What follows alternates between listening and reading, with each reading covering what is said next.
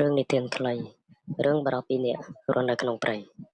កាលពីពេលនេះមានបរិបពីរនាក់ឈ្មោះសុផលនិងវិចិត្រពួកគេជាមិត្តភក្តិដែលសម្រេចចិត្តលះបង់ជីវិតក្នុងភូមិដើម្បីរស់នៅក្នុងព្រៃដ៏ស្រស់ស្អាតសុផលជាបរិសរឹងមាំដែលជួយចិត្តប្រមាញ់និងដាំដំណាំរីឯវិចិត្រជាមនុស្សឆ្លាតវៃដែលសិក្សាពីរុក្ខជាតិនិងថ្នាំបុរាណសុផលសង់ខ្ទមតូចមួយនៅកន្លែងស្ទឹងខណៈដែលវិចិត្របានសង់ផ្ទះនៅលើដើមឈើធំមួយទោះបីជាពួកគេមានរបៀបរស់នៅខុសគ្នាប៉ុន្តែពួកគេបានជួយគ្នាទៅវិញទៅមកនិងក្លាយជាផ្នែកមួយនៃព្រៃថ្ងៃមួយពួកគេឮសូរសំឡេង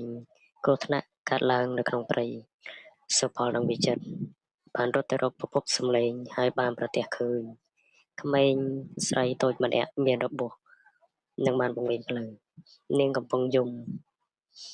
ហើយនឹងមានស្លាកស្នាមនិងរបួសនៅជើង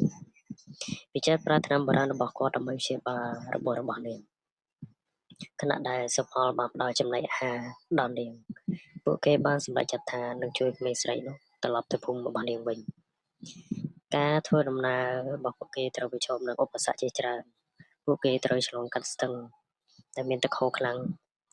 ដើរឆ្លងជ្រលងភ្នំដ៏ជ្រៅនិងគេចពីសត្វសាហាវនៅក្នុងព្រៃសូមតាមដានស្ដាប់នៅវគ្គ2បន្តទៀតសូមអរគុណ